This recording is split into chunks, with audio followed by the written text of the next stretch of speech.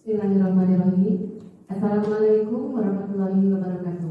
Waalaikumsalam warahmatullahi wabarakatuh. Hamdan katsiran thayyiban mubarakan fih. Bapak dan Ibu, terima kasih atas kehadirannya di ruangan ini. Mudah-mudahan nanti apa yang kita dapatkan di ruangan ini bisa bermanfaat baik bagi diri kita sendiri maupun bagi institusi di sekolah ini. Pada hari ini kita bersama-sama di ruangan ini akan nanti Ibu Tanti akan mensosialisasikan mengenai budaya positif. Ini merupakan tugas kami sebagai CGP angkatan kelima SMA Negeri 1 Ciparai, Kabupaten Bandung, Provinsi Jawa Barat. Mudah-mudahan apa yang kami sampaikan ini pun berdasarkan dari aksi nyata yang kami laksanakan selama beberapa minggu terakhir ini. Baik, kami persilakan kepada Ibu Tanti. Terima kasih Bu Nuri. Assalamualaikum warahmatullahi wabarakatuh. Waalaikumsalam warahmatullahi wabarakatuh. Selamat siang Bapak dan Ibu. Perkenalkan, saya Tanti Yulianti, calon guru penggerak angkatan 5 dari Kabupaten Bandung. Pada kesempatan ini saya akan memaparkan beberapa materi yang telah kami pelajari dan juga telah kami terapkan di sekolah ini. Materinya adalah mengenai budaya positif. Ketika mendengar kata budaya positif, apa yang terlintas di pikiran Bapak dan Ibu? Adat istiadat, ya. Kebiasaan, ya. Ada lagi? Kebiasaan baik. Kebiasaan baik, benar sekali. Terima kasih. Ya, jadi ketika kita mendengar kata atau istilah budaya positif, maka hal tersebut berkaitan dengan kebiasaan, hal yang baik yang terdapat di lingkungan kita. Karena saya mengajar di SMA Negeri 1 Ciparai, maka ini berkaitan dengan hal-hal baik yang coba kami terapkan di SMA Ciparai. Pernah mendengar kata disiplin? Pernah. Apa itu disiplin? Taat pada aturan. Tepat sekali. Ada yang lain Bapak Ibu? Kewajiban yang harus dilaksanakan. Kewajiban yang harus dilaksanakan. Ya benar. Selama ini kita memahami bahwa disiplin itu terkait dengan aturan, harus dilaksanakan. Bahkan terkadang ada pemaksaan, betul? Ketika siswa harus memakai seragam yang rapi dengan lokasi dan logo yang lengkap, kemudian harus memakai sepatu yang berwarna hitam. Sebagian besar siswa berpikir itu adalah keharusan, kewajiban, dan pemaksaan. Terkadang mereka melaksanakan dengan terpaksa. Tapi mari kita lihat apa yang dimaksud dengan disiplin sebenarnya. Disiplin adalah kontrol diri, yaitu belajar mengontrol diri agar dapat mencapai sesuatu atau suatu tujuan mulia. Jadi sebenarnya yang dinamakan disiplin ini bukan dipaksakan oleh orang lain, tetapi datang dari diri kita sendiri gitu. Jadi kalau misalnya masih ada pemaksaan, berarti itu bukan disiplin. Karena harusnya jika memang seseorang memiliki disiplin, berarti dia sudah menyadari untuk mencapai sesuatu yang mulia. Disiplin diri berarti bertanggung jawab terhadap apa yang dilakukan, karena mendasarkan tindakan pada nilai-nilai kebajikan universal. Ya, jadi kalau misalnya disiplin itu seharusnya siswa sudah menyadari bahwa misalnya ketika memakai seragam atau sepatu berwarna hitam itu adalah kesadarannya sendiri, bukan karena dipaksa, merasa terpaksa melakukan hal tersebut. Begitu. Manusia itu memiliki motivasi ketika melakukan sesuatu, dan terdapat, menurut Guy Dawson, terdapat 3 jenis motivasi yang dimiliki oleh manusia. Yang pertama adalah ini. Jadi ketika kita menyebutkan tadi disiplin adalah sesuatu yang teratur tetapi dipaksakan, berarti ini untuk menghindari ketidaknyamanan atau hukuman. Jadi ketika siswa atau murid melakukan suatu kebaikan tetapi karena menghindari ketidaknyamanan atau hukuman, ini masih memiliki motivasi ekstrinsik ya dari luar gitu ya. Kemudian yang kedua adalah untuk mendapatkan imbalan atau penghargaan dari orang lain. Misalnya ingin dipuji oleh temannya atau ingin dipuji oleh gurunya. Itu masih termasuk ke dalam motivasi ekstrinsik, bukan dari dalam dirinya sendiri. Nah, ada yang ketiga. Ini untuk menjadi yang mereka inginkan dan menghargai diri sendiri dengan nilai-nilai yang mereka percaya. Jadi ketika siswa atau murid sudah memiliki keinginan atau melakukan sesuatu yang sesuai dengan apa yang mereka inginkan, menghargai diri sendiri dengan nilai-nilai yang mereka percaya, maka itu sudah termasuk memiliki motivasi intrinsik dari dalam dirinya. Selanjutnya, manusia pada dasarnya memiliki 5 kebutuhan dasar ini. Jadi ketika kita menemui siswa bermasalah atau murid bermasalah di sekolah, kemungkinan besar ada salah satu dari kelima kebutuhan dasar ini yang tidak terpenuhi. Yang pertama adalah untuk bertahan hidup. Banyak siswa, misalnya ketika di kelas tertidur, ternyata ketika ditanya atau dicari informasi, dia sepulang sekolah bekerja. Ya, dia membutuhkan uang untuk bertahan hidup kan? Gitu. Berarti itu sudah menjadi masalah. Kemudian yang kedua, penguasaan. Bagaimana ada perpeloncoan, bagaimana senior menindas adik kelasnya. Berarti dia membutuhkan kebutuhan hidupnya untuk penguasaan tidak terpenuhi. Gitu ya. Kemudian yang ketiga adalah kasih sayang dan diterima. Suka ada kan murid di kelas yang mencari perhatian. Semakin ditanya, semakin ditegur, semakin dipanggil oleh gurunya, dia senang.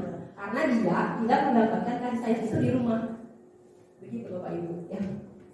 Selanjutnya adalah kesenangan. Ada siswa yang di kelas bermain game atau bermain-permainan apapun dengan teman-temannya.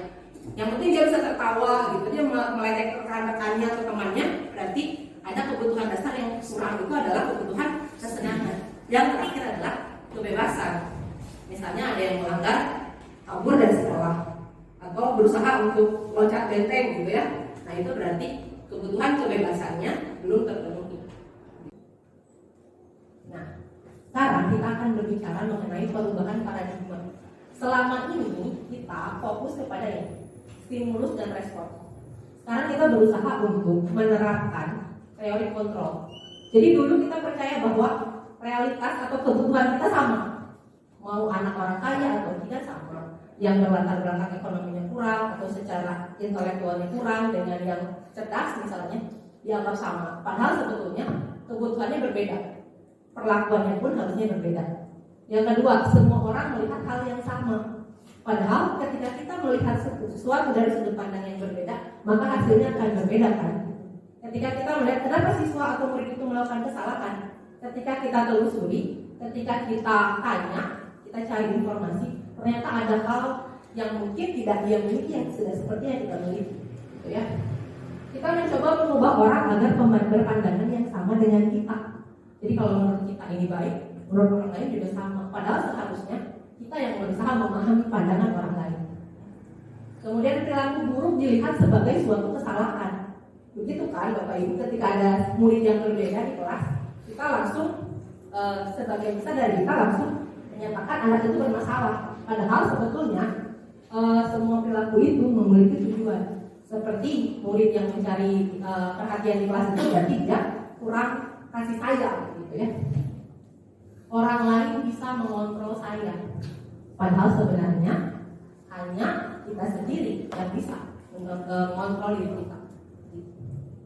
Saya bisa mengontrol orang lain, ternyata Anda tidak bisa mengontrol orang lain. Pemaksaan ada pada saat rujukan gagal.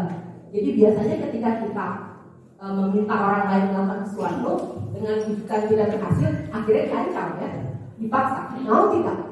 Mau mengikuti aturan atau tidak? Ternyata sebetulnya kolaborasi dan konsensus menciptakan pilihan-pilihan baru. Tapi ketika murid itu diajak bekerja sama, diberikan kepercayaan, akan menjadi lebih baik hasilnya. Kemudian model berpikir mengenai menang dan kalah. Jadi ada posisi ketika guru memberikan peraturan, murid mengikuti, jadi guru merasa menang. Padahal sebenarnya harusnya berpikirnya win-win solution ya, sama-sama menang. Jadi kita sebagai pihak sekolah atau guru bahagia ketika murid kita mengikuti peraturan, dan siswa pun atau murid pun ketika melakukan hal yang baik itu karena kesadaran dirinya sendiri gitu. Jadi sama-sama menang gitu ya. Kita lanjutkan. Nah, selama ini yang kita berikan kepada murid yang melakukan kesalahan yang mana? Sebagian besarnya Bapak Ibu. Apakah hukuman atau konsekuensi? Kita lihat. Hukuman itu tidak terencana, tiba-tiba dan satu arah. Misalnya, ketika siswa memakai sepatu sepatu bukan berwarna hitam. Guru meminta siswa untuk melepas sepatunya. Itu terjadi spontan kan? Begitu saja. Kamu melanggar, kamu harusnya memakai sepatu hitam. Udah kamu lepas saja sepatunya. Gitu. Itu terjadi tiba-tiba atau satu arah ya. Kemudian ada yang namanya konsekuensi. Ini terencana, sudah disepakati, sudah dibahas dan disetujui. Misalnya ketika siswa dihukum untuk berlari keliling lapangan karena dia terlambat, itu hukuman namanya. Tetapi jika itu terjadi pada pelajaran olahraga, misalnya sudah ada perjanjian sebelumnya bahwa jika kamu terlambat datang pada pelajaran olahraga 10 menit, kamu harus lari 5 keliling misalnya. Nah itu dinamakan konsekuensi karena sudah ada rencana, ya sudah ada rencana dari sebelumnya, sudah disepakati dan sudah dibahas. Tetapi ternyata meskipun tampaknya konsekuensi ini lebih baik daripada hukuman, ada satu lagi. Apakah Bapak Ibu pernah mendengar istilah restitusi? Baru. Mungkin istilah restitusi ini terdengar baru, tapi bisa jadi sebenarnya Bapak Ibu pernah melaksanakan ini, yaitu proses menciptakan kondisi bagi murid untuk memperbaiki kesalahan mereka sehingga bisa kembali kepada kelompoknya dengan karakter yang lebih kuat. Apa yang dimaksud kembali kepada kelompoknya, Bapak Ibu? Pernah mengalami ketika siswa melakukan kesalahan, kemudian kita marahi dan dia tidak mau datang lagi ke sekolah. Ya, merasa insecure, malu, merasa dibedakan, dia berbeda dengan temannya. Tapi ketika kita melaksanakan restitusi, kita akan membuat murid tersebut menyadari kesalahannya dan dia bisa kembali tanpa merasa bersalah. Tapi dia menjadi lebih baik gitu. Jadi kita bertanya, kenapa dia seperti itu? Apa yang akan dia lakukan? Nah, kita lanjutkan. Ya, sebenarnya ini ada namanya posisi kontrol. Jadi sebagai guru ada 5 posisi kontrol yang bisa kita terapkan. Yang paling pertama adalah penghukum. Kalau penghukum seperti apa? Kalau melakukan ini harus begitu, menghukum. Ada yang membuat rasa bersalah. Kamu gak kasihan sama ibu? Kalau kamu begini terus, nanti ibu dimarahi sama bapak kepala sekolah. Anak jadi, oh iya bu, maaf, tapi terpaksa kan? Ada lagi teman, ini biasanya lebih baik kadang-kadang. Tapi anak menjadi tidak sopan, seenak aku bu, kan juga bestie, ya kan? Ada seperti itu. Masih tetap salah. Ada juga pemantau gitu. Seolah-olah seperti baik, ternyata sebenarnya ada efeknya juga. Nah, ada yang terakhir adalah manajer. Apa sih arti kata manage sebenarnya? Mengatur. Kalau meratur itu berarti membuat teratur kan? Kalau teratur berarti tidak ada kekurangan, bagus. Nah, kalau manajer ini tidak memberi hukuman, tidak membuat rasa bersalah, tetapi membuat murid menyadari kesalahannya dan berusaha memperbaikinya. Ya, begitu. Nah, hal yang bisa kita lakukan ketika di awal pertemuan misalnya, kita membuat perjanjian, ada ya perjanjian kelas, peraturan kelas. Tetapi peraturan itu biasanya tersifat seperti lebih memaksakan. Ada yang disebut sekarang namanya keyakinan sekolah atau keyakinan kelas. Bapak Ibu tahu maknanya yakin? Bapak Ibu ada yang menggunakan sepeda motor ketika berangkat ke sekolah? Apakah memakai helm atau tidak? Apakah memakai helm karena takut ada polisi? Tidak. Di daerah kita juga jarang ya ada pemeriksaan polisi. Kita memakai helm ketika menggunakan sepeda motor adalah untuk keselamatan supaya tidak terkena debu, ya kan? Tidak terkena panas langsung gitu kan. Seperti halnya sekarang kita memakai masker. Dulu di awal-awal kita merasa tersiksa memakai masker ya. Tapi lama-lama kita kalau misalnya flu sadar sendiri gitu ya. Saya lagi flu, udah saya pakai masker aja. Dan tidak aneh kan? Nah itu karena kita meyakini bahwa yang kita gunakan itu adalah hal yang baik gitu ya. Kita lakukan itu hal yang baik. Begitupun dengan keyakinan ini. Keyakinan kelas bersifat lebih abstrak. Kalau abstrak itu kan tidak harus begini, harus begitu. Daripada peraturan lebih rinci dan konkret. Kalau peraturan tidak boleh memakai sepatu berwarna, tidak boleh terlambat, gitu ya. Keyakinan kelas berupa pernyataan universal. Jadi satu kalimat misalnya, tapi maknanya bisa luas, gitu, bisa mencakup banyak hal. Kemudian pernyataan keyakinan kelas senantiasa dibuat dalam bentuk positif. Jadi tidak ada lagi dilarang, tidak boleh, jangan, bukan. Tetapi kalimat yang digunakan adalah kalimat positif. Kemudian keyakinan kelas hendaknya tidak terlalu banyak sehingga mudah diingat dan dipahami oleh semua warga kelas. Jadi bukan sesuatu yang panjang gitu ya, tapi misalnya minimal 3, maksimal 7. Kenapa maksimal 7? Karena kalau lebih banyak dari itu akan sulit diingat. Ini akan kita gunakan nanti ketika anak berbuat kesalahan, ya. Keyakinan kelas sebaiknya sesuatu yang dapat diterapkan di lingkungan tersebut. Jadi kemungkinan kalau misalnya kita mengajar di 5 kelas, di kelas 1 seperti ini, di kelas kedua dan selanjutnya kemungkinan berbeda karena kebutuhan dari kelasnya atau siswanya berbeda. Semua warga kelas hendaknya ikut berkontribusi dalam pembuatan keyakinan kelas lewat kegiatan curah pendapat. Jadi di awal pertemuan ketika kita membuat keyakinan kelas ini, kita membawa atau mengajak siswa atau murid untuk ikut berpartisipasi dalam pembentukannya. Bukan langsung kita paksakan, kamu datang jam segini, harus pulang jam segini. Bukan, tetapi mereka juga mencurahkan pendapat. Oh, harus seperti ini dan kita sepakati bersama. Terakhir, bersedia meninjau kembali keyakinan kelas dari waktu ke waktu. Jadi ada kemungkinan untuk berubah. Tidak harus selama 1 semester atau 1 tahun itu keyakinan kelas yang itu saja. Jika ada hal lain yang ingin ditambahkan yang merasa kurang gitu ya, ingin ditambahkan, bisa diubah. Nah ini tadi restitusi. Ya tadi Bu Denisa menyebutkan baru mendengar istilah restitusi. Nah ini restitusi. Ada 3 tahapannya. Yang pertama menstabilkan identitas. Jadi bukan kita menunjuk siswa itu benar atau salah. Kemudian ada validasi tindakan yang salah. Nah ini menanyakan keyakinan. Keyakinan yang mana Bapak Ibu? Keyakinan yang sebelumnya kita buat, yaitu keyakinan kelas. Ya, jadi ketika murid melakukan kesalahan, maka kita menanyakan kembali keyakinan mana yang sudah kita sepakati sebelumnya. Berikut saya akan menampilkan implementasi yang sudah saya lakukan. Saya melakukan ini di kelas 11-12 ya. Bu Irma kebetulan wali kelasnya ya. Ya.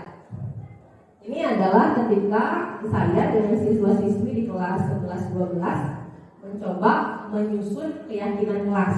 Membuat keyakinan kelas.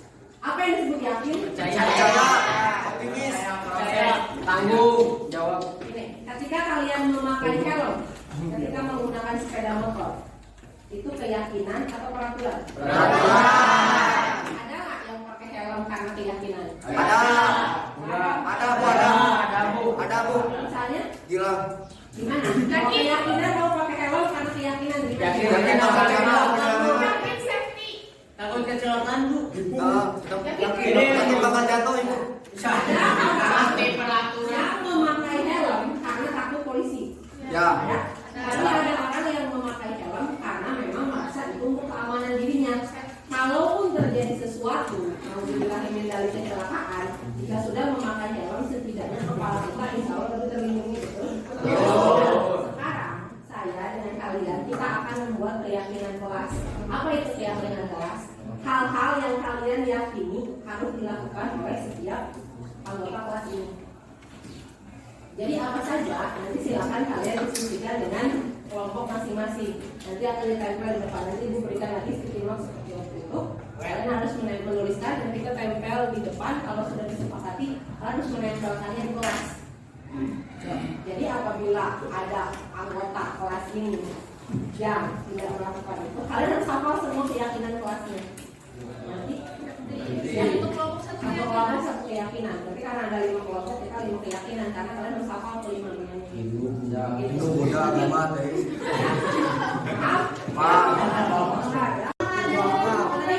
Harga diri sendiri dan memperhatikan Guru. Menerangkan di kelas belajar. Ibu Gak boleh tidur di bawah. Nah, itu maksudnya apa? Yakin. Boleh dong.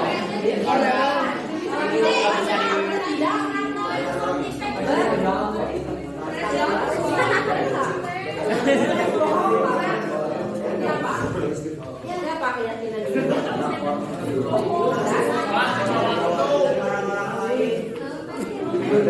Taat dan patuh pada orang.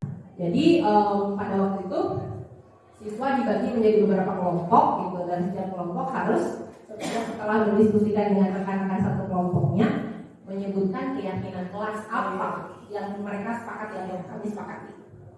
Dan muncullah ini keyakinan kelas dari kelas 11-12 adalah, Bapak Ibu bisa lihat di sini seperti yang tadi dikatakan bahwa ini lebih bersifat umum ya, tidak spesifik gitu. Ada jujur dan bertanggung jawab. Jujur itu bisa ucapan, bisa juga perilaku gitu. Misalnya ketika mereka melaksanakan ulangan, berarti jujur itu seperti apa? Bertanggung jawab juga luas ya.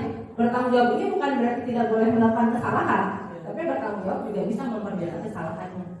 Kemudian datang dan pulang tepat waktu. Tentu saja kalau datang jam 7 pulang setengah 4 gitu. Jadi tidak datang lebih siang, pulang lebih awal. Ini sudah ada kesepakatannya. Kemudian yang ketiga, menjaga kebersihan kelas. Ini juga luas ya. Menjaga kebersihan kelas itu bisa membersihkan, bisa jangan mencoret-coret, itu menjaga kebersihan. Kemudian ini menghargai diri sendiri dan orang lain. Jika seseorang sudah bisa menghargai dirinya, maka dia akan menghargai orang lain dan orang lain pun akan menghargai dirinya. Ini adalah satu hal yang penting dimiliki oleh setiap siswa.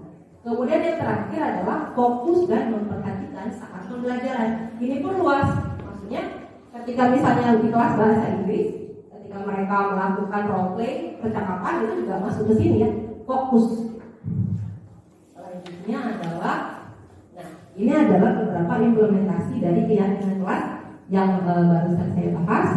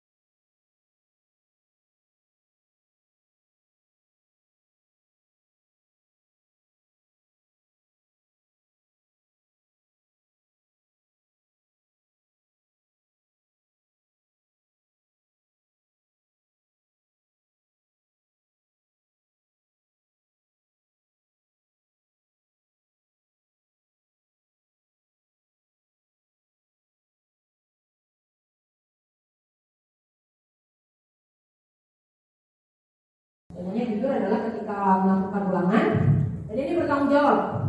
Bagaimana murid yang memiliki tugas piket harus melaksanakannya. Tidak harus perempuan juga, laki-laki juga sama. Selanjutnya, menghargai diri sendiri dan orang lain, datang dan pulang tepat pada waktunya. Selanjutnya, aktif dalam pembelajaran ya, ini termasuk tadi fokus. Ini juga ketika melakukan role play dan ini implementasi keyakinan kelas menjaga kebersihan. Alhamdulillah di sekolah kita tempat sampah sudah bagus ya, sudah ada pemisahnya, sampah basah atau sampah yang bisa cepat mengurai, ada sampah yang harus daur ulang gitu. Nah ini biasanya seperti ini, mereka belajar membedakan sampah mana harus dimasukkan ke tempat sampah yang bagian mana. Ini piket. Nah ini adalah tanggapan dari siswa kelas 11-12 mengenai Assalamualaikum warahmatullahi wabarakatuh. Saya Naca. Saya Gisa. Kami dari kelas 11-12. Kami senang mempraktekkan kegiatan budaya positif dengan Miss Tanti seperti menyusun keyakinan kelas dan menerapkannya pada pembelajaran sehari-hari. Semoga budaya positif ini dapat diterapkan di sekolah. Terima kasih. Wassalamualaikum warahmatullahi wabarakatuh.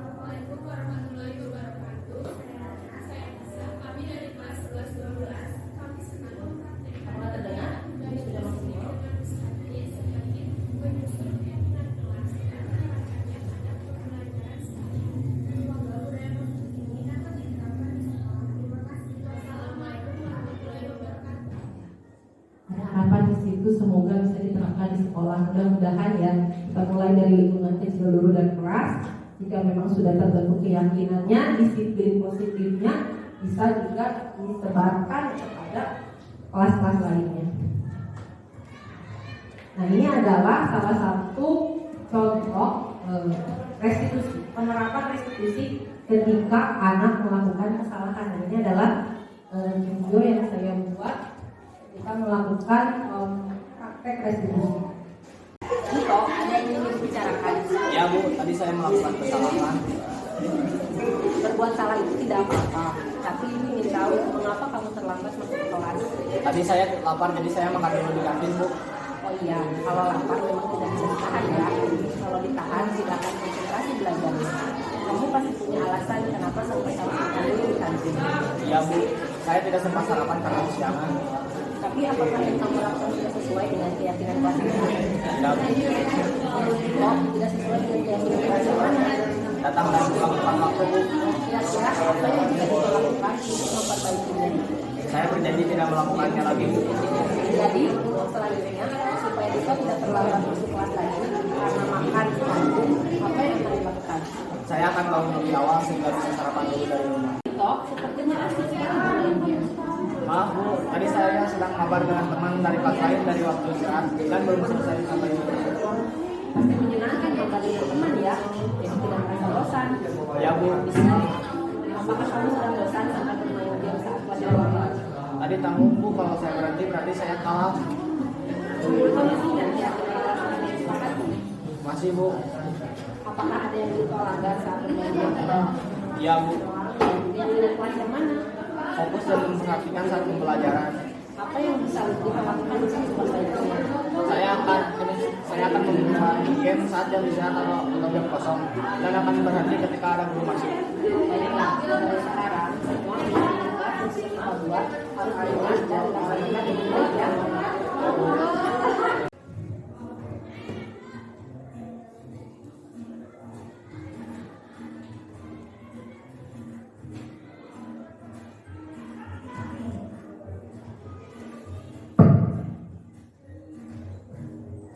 Bapak Ibu,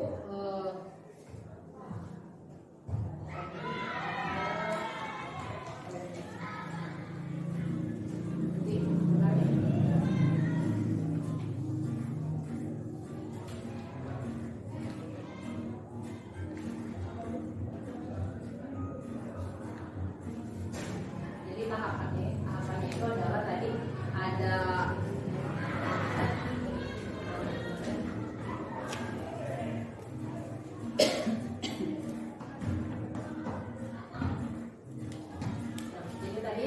restitusi adalah proses menciptakan kondisi baik bagi murid untuk memperbaiki kesalahan mereka sehingga bisa kembali pada kelompok mereka dengan karakter yang lebih kuat.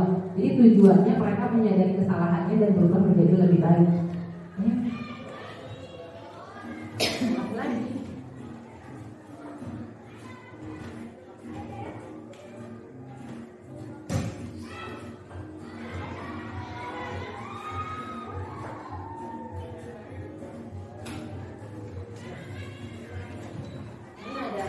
Di sini skenarionya adalah siswa tersebut terlambat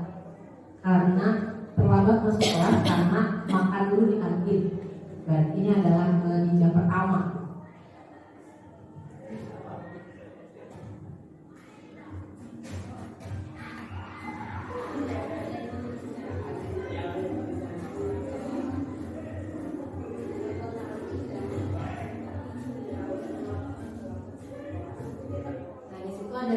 melakukan berbuat salah itu tidak apa-apa, itu namanya menstabilkan identitas. Jadi kita memberitahu kepada murid bahwa berbuat salah itu bukan hal yang berbeda gitu, bahwa setiap orang juga pasti berbuat kesalahan gitu. Kita bisa mulai dari itu ketika kita mempraktekkan restitusi kepada murid yang melakukan kesalahan.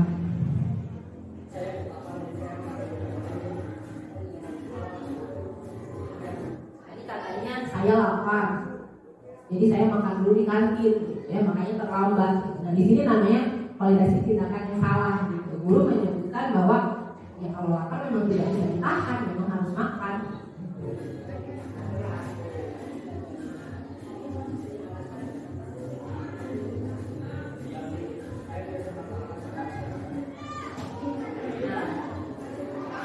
Selanjutnya adalah menanyakan keyakinan yang sebelumnya sudah disepakati. Gitu, ditanya kembali keyakinan kelas yang sudah disepakati itu apa saja.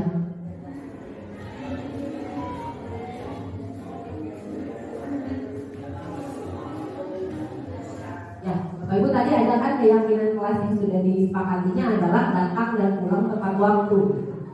Murid ini menyadari bahwa ketika dia terlambat datang ke kelas, masuk ke kelas karena makan dulu di kantin karena sebelumnya belum sarapan, maka hal tersebut dia melanggar keyakinan kelas yang mana, yaitu keyakinan kelas yang datang dan pulang tepat waktu.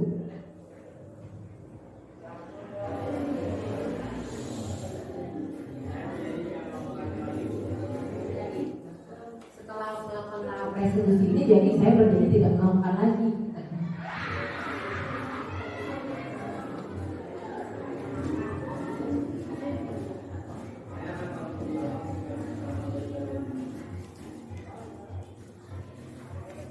Yang kedua ini siswa bermain game di kelas.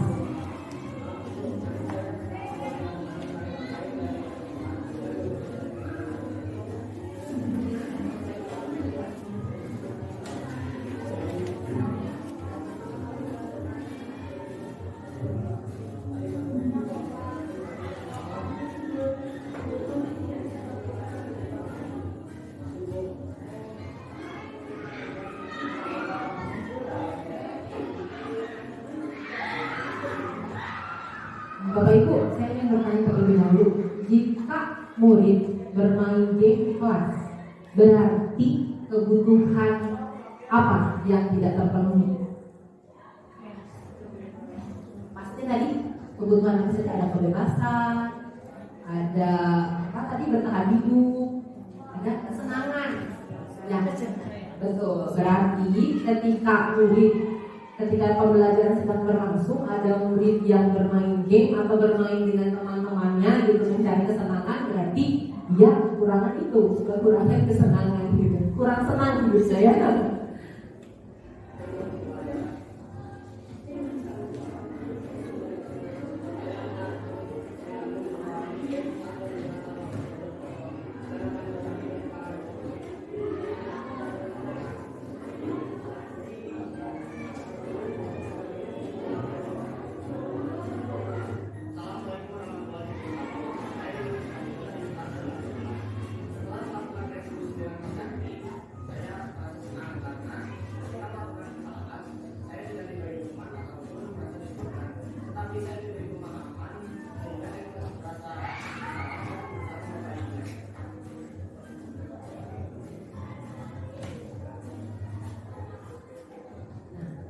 Refleksi dari apa yang sudah saya coba terapkan di kelas, di kelas 11-12 ini adalah pada saat budaya positif di kelas, pada saat penerapan budaya positif di kelas masih ada siswa atau murid yang belum memiliki kesadaran diri untuk menerapkan keyakinan kelas yang telah disepakati. Makanya ketika keyakinan kelas itu sudah disusun dan masih ada, makanya tadi ada harus diingatkan lagi sudah, makanya keyakinan kelas itu tidak bisa terlalu banyak karena ada kemungkinan murid lupa gitu. Sehingga harus diingatkan lagi keyakinan kelas seperti apa yang sudah dilanggar. Hal ini menjadi salah satu tantangan di mana praktik baik itu kan harus dilakukan secara terus-menerus gitu. Jadi siswa-siswa atau murid-murid yang belum memiliki kesadaran inilah yang menjadi perhatian gitu. Nah, rencana yang harus dilakukan adalah yang pertama bekerja sama dengan guru mata pelajaran lain ya. Keyakinan kelas ini akan terlaksana dengan baik jika semua guru yang mengajar di kelas itu sudah memahami dan satu visi begitu ya, satu tujuan bahwa harusnya seperti apa keteraturan itu. Kemudian juga kepada wali kelas ya, dengan wali kelas gitu, bahwa terus dilaksanakan terus menerus. Dan kemudian rencana yang selanjutnya adalah merancang kegiatan pembelajaran yang mampu menstimulasi murid untuk melakukan budaya positif. Jadi ketika belajar bahasa Inggris misalnya ada hal-hal yang ditambahkan yang berkaitan dengan keyakinan kelas. Demikianlah pemaparannya. Nasi gurih dimakan selebihan. Terima kasih, semoga bermanfaat. Ini adalah pemaparan saya Bapak Ibu. Apakah ada pertanyaan yang berkaitan dengan apa yang sudah saya paparkan sebelumnya? Iya, alhamdulillah. Pemaparan yang sangat bagus sekali. Dipersilahkan kepada Bapak dan Ibu yang barangkali ingin lebih memperdalam, ingin lebih jelas, ataupun mungkin ingin memberikan tanggapan dari apa yang telah dipaparkan oleh Ibu Tanti barusan. Baik, kami persilahkan kepada 3 penanya terlebih dahulu. Dipersilahkan. Boleh, silakan kepada Ibu Nurul.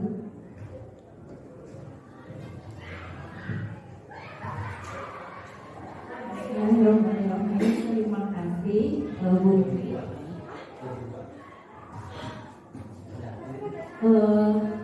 Menarik sekali ya materi yang dipaparkan itu tentang terus ada beberapa hal yang mungkin saya agak masih meraba-raba gitu ya dari yang disampaikan gitu. Yang pertama itu ini kan diterapkannya di kelas gitu ya.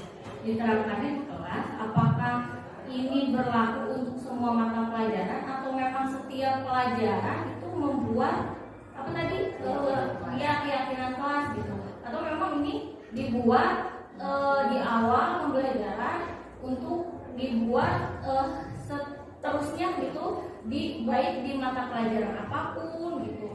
Terus pokoknya di lingkungan kelas itu gitu ya, mau mata pelajaran apapun atau apa, terus apakah nanti bisa ditambahkan di tengah-tengah misalkan tadi yang kata Ibu ketika pembelajaran bahasa Inggris, apakah ada boleh tambahan keyakinan kelas seperti itu atau seperti apa gitu. Karena ini juga terkait TRK ya, ada itu di TRK. Nah, itu kan ada di salah satu job desk di TRK juga itu tuh ada gitu ya, membuat kesepakatan dengan siswa kayak gitu. Apakah itu berlaku hanya untuk semua kelas semua mata pelajaran dan dalam satu kelas itu atau seperti apa? Terus ini saya masih bingung itu ketika berkaitan sama kalau satu sekolah gitu. Satu sekolah ketika aturan sementara kan gini loh, kita itu sekolah tetap punya aturan gitu kan. Terus bagaimana gitu, sementara kita kan tidak boleh nge-punish, tidak boleh ngasih hukuman misalkan kayak gitu. Terus bagaimana dengan si aturannya gitu, saya masih bingung gitu, masih meraba-raba.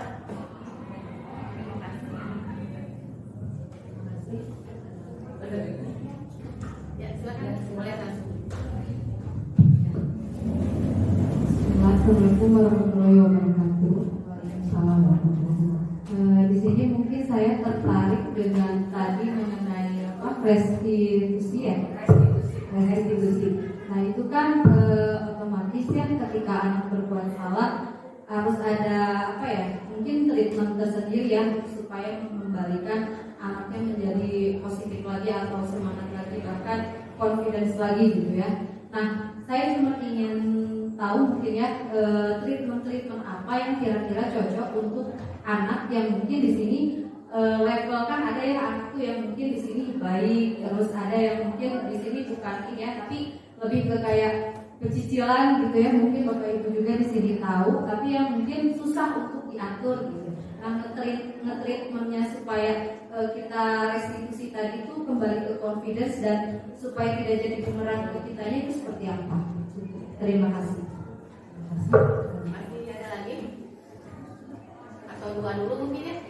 Maka boleh langsung Ya, terima kasih pertanyaannya untuk Bu Nurul dan Bu Sepa. Saya akan menjawab terlebih dahulu pertanyaan dari Bu Nurul mengenai mengenai bagaimana cara menerapkan budaya positif atau keyakinan kelas ini harus dibuat oleh setiap mata pelajaran atau tidak.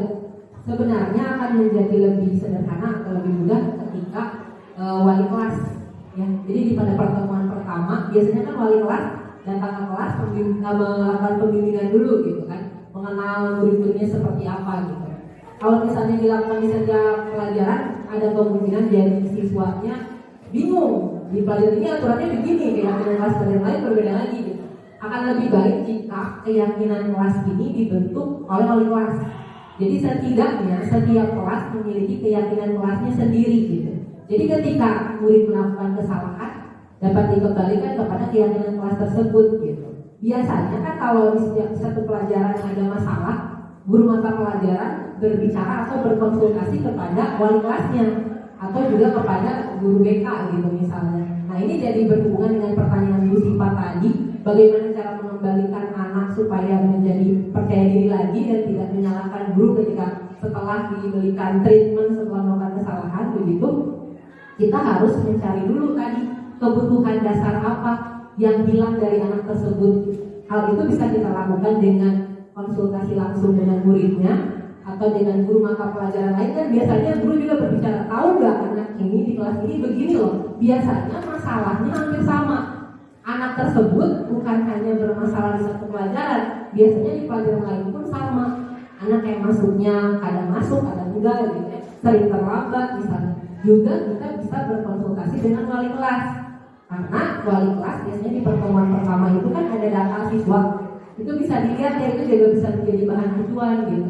Latar belakang keluarganya seperti apa, apakah memang ada kekurangan apa dalam diri murid tersebut gitu. Nah untuk guru, jadi kalau lebih sederhananya ini dilakukan oleh wali kelas gitu, supaya tidak ada, misalnya ada kelas 10, 16 mata pelajaran misalnya, jadi 16 keyakinan kelas. Tapi kalau misalnya sudah ada keyakinan kelas, sebenarnya kan keyakinan kelas yang sudah disepakati oleh kelas tersebut bersama wali kelasnya, itu akan lebih mudah. Jadi kalau misalnya keyakinan kelas ini kan dipasang di kelas, dipajang di dinding gitu ya. Jadi selain ada tugas piket, kemudian organigram gitu, ada juga keyakinan kelas. Nah, guru mata pelajaran bisa melihat keyakinan kelas tersebut. Jadi kalau misalnya ada yang sesuai, makanya tadi kan restitusi itu keyakinan kelas itu dibuatnya umum kan, bukan spesifik. Jadi ketika ada masalah, kita bisa lihat ke keyakinan kelas tersebut, mana nih yang sesuai gitu. Misalnya ketika anak mencontek, berarti keyakinan kelas mana? Yang jujur tadi ya, kita panggil, kita ajak anak itu berkomunikasi, berbicara, kemudian kita bertanya ya, kita validasi dulu bahwa oh ya tidak apa-apa, kenapa kamu mencontek? Oh seperti itu ya. Oh jadi kalau tidak mencontek memangnya kenapa, dan seterusnya sampai akhirnya sampai kepada keyakinan kelas. Coba masih ingat nggak keyakinan kelas kamu apa saja? Nanti itu bisa menjadi kekuatan bagi guru mata pelajaran untuk menyelesaikan permasalahan dengan murid tersebut. Begitu. Ada pertanyaan selanjutnya, apakah sudah menjawab? Menurut? Oh ya, karena ini kan tadi saya berbicara tentang keyakinan kelas, harusnya ada keyakinan sekolah kan. Makanya kegiatan seperti ini, sosialisasi ini, diantaranya kami lakukan ya untuk sosialisasi, untuk mengenalkan bahwa sebenarnya sekolah itu bisa menjadi rumah kedua bagi anak-anak, bagi murid-murid gitu kan. Karena prinsip anak-anak itu apa sih? Anak-anak itu suka bermain, anak-anak itu suka senang-senang, anak-anak itu pikirannya main, senang, jajan gitu ya. Itu saja gitu. Nah, jadi bagaimana cara membentuk sekolah supaya menjadi rumah kedua yang menyenangkan bagi anak-anak tersebut memang bukan hal yang mudah. Tetapi segala perubahan tidak akan berlangsung dengan baik jika tidak dirubah dari diri kita sendiri gitu. Meskipun hanya 0,sekian% gitu, tapi setidaknya anak itu pernah dikenalkan seperti itu. Misalnya kalau ada pelajaran yang akhirnya siswa merasa terpenuhi kebutuhannya di satu pelajaran, memang suka ada ya siswa yang masuk ke kelas ini tapi di pelajaran lain tidak ada gitu. Nah mungkin ada kebutuhan pada satu mata pelajaran tersebut yang tidak terpenuhi, tapi bukan berarti murid mendapatkan kebebasan untuk memilih pelajaran kan. Itulah kenapa ada yang namanya sosialisasi ini gitu. Bahwa mudah-mudahan pertamanya dari saya dan Bu Nuri gitu ya, ditambah lagi Bapak Ibu gitu, dan wali kelas, ada Ibu Guru BK, Bapak Ibu Bapak Guru BK, dan wali kelas yang lainnya. Mudah-mudahan itu bisa diterapkan sedikit demi sedikit gitu, bahwa ada yang namanya keyakinan kelas ini. Jadi kita tidak lagi membuat peraturan kelas. Kalau peraturan kelas contohnya seperti apa? Dilarang membuang sampah di kelas, dilarang makan di kelas. Nah itu kan masuk kemana? Jujur dan bertanggung jawab juga masuk ke situ gitu. Jadi itu bisa dilakukan oleh wali kelas. Kemudian untuk pihak sekolah itu bisa sedikit demi sedikit. Kemudian Bu Nuri juga dari kesiswaannya Bu Nuri, mudah-mudahan bisa sosialisasikan lebih luas lagi. Begitu, terima kasih.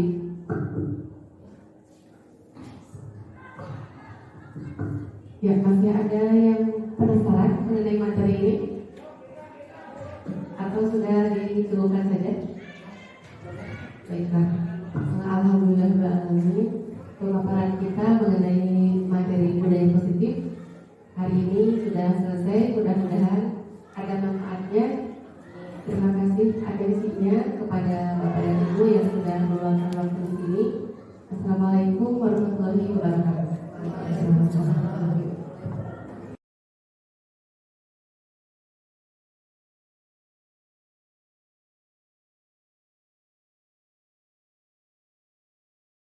Pada Ibu Guru,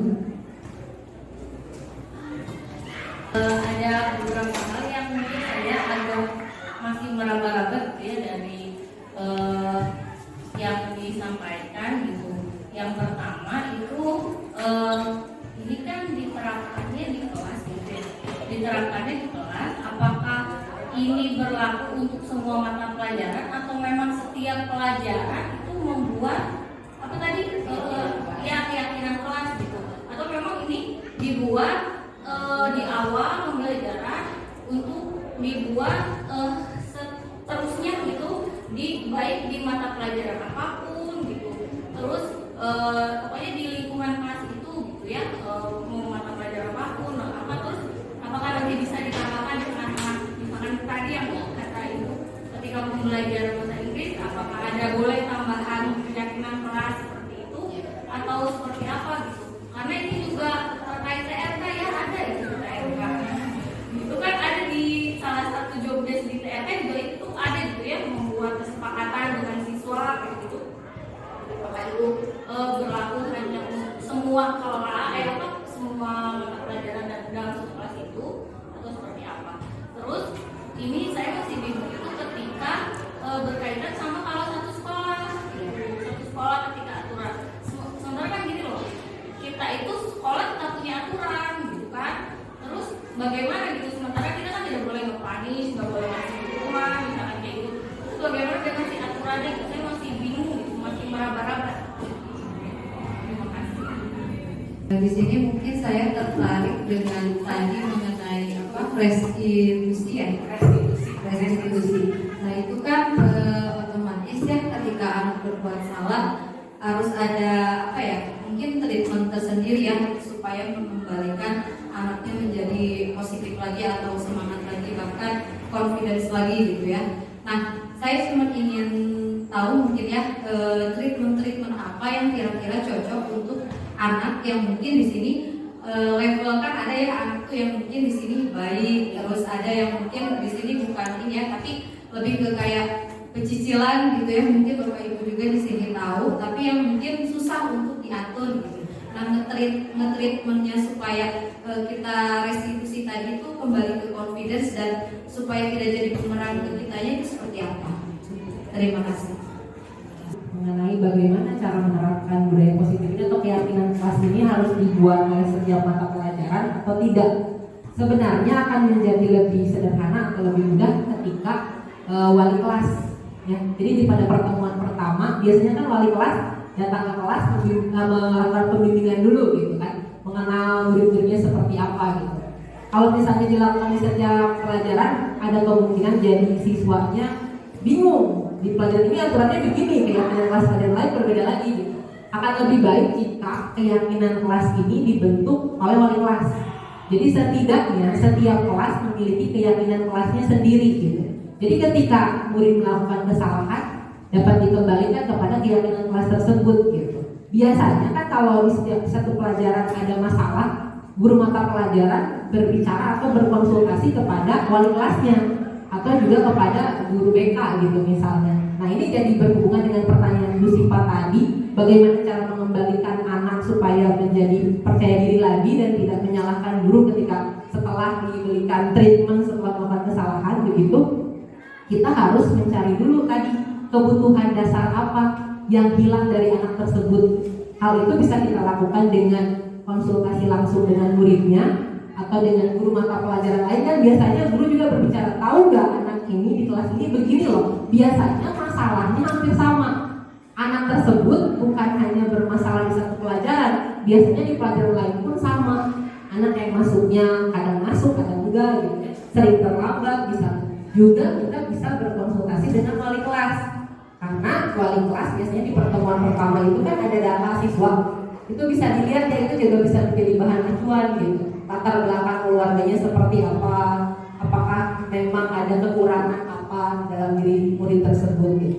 Nah untuk guru, jadi kalau lebih sederhananya ini dilakukan oleh wali kelas gitu, supaya tidak ada, misalnya ada kelas 10 16 mata pelajaran misalnya, jadi 16 keyakinan kelas. Tapi kalau misalnya sudah ada keyakinan kelas, kebanyakan keyakinan kelas yang sudah disepakati oleh kelas tersebut bersama wali kelasnya, itu akan lebih mudah. Jadi kalau misalnya keyakinan kelas ini kan dipasang di kelas, dipajang di dinding gitu ya. Jadi selain ada tugas piket, kemudian organigram gitu, ada juga keyakinan kelas. Nah, guru mata pelajaran bisa melihat keyakinan kelas tersebut. Jadi kalau misalnya ada yang sesuai, makanya tadi kan restitusi itu keyakinan kelas itu dibuatnya umum, bukan spesifik. Jadi ketika ada masalah, kita bisa lihat ke keyakinan kelas tersebut, mana nih yang sesuai gitu. Misalnya ketika anak mencontek, berarti keyakinan kelas mana? Yang jujur tadi ya, kita panggil, kita ajak anak itu berkomunikasi, berbicara, kemudian kita seperti tadi ya, kita validasi dulu bahwa oh iya tidak apa-apa, kenapa kamu mencontek? Oh seperti itu ya.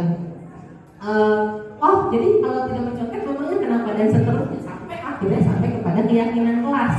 Coba masih ingat nggak keyakinan kelas kamu apa saja? Nanti itu bisa menjadi kekuatan bagi guru mata pelajaran untuk menyelesaikan permasalahan dengan murid tersebut. Begitu. Ada pertanyaan selanjutnya? Assalamualaikum warahmatullahi wabarakatuh. Nama saya Nurul Nisa Desiana, guru matematika SMA Negeri 1 Ciparai, Kabupaten Bandung. Setelah melihat atau mengikuti pemaparan materi dari Ibu Tanti mengenai budaya positif, itu betul-betul positif ya.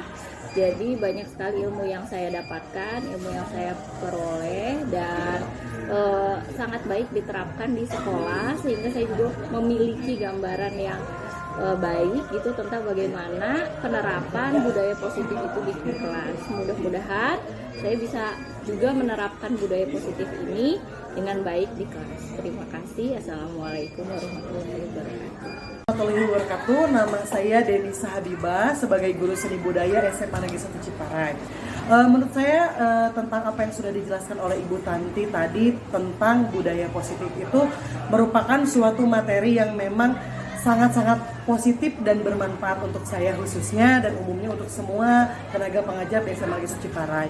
Karena dengan adanya budaya positif tadi yang sudah dijelaskan, menambah lagi wawasan kita mengenai tentang hal-hal yang memang sudah terlaksana dan lebih terperinci lagi dan lebih memahami lagi tentang apa yang disebut dengan budaya positif. Seperti itu. Terima kasih. Wassalamualaikum warahmatullahi wabarakatuh.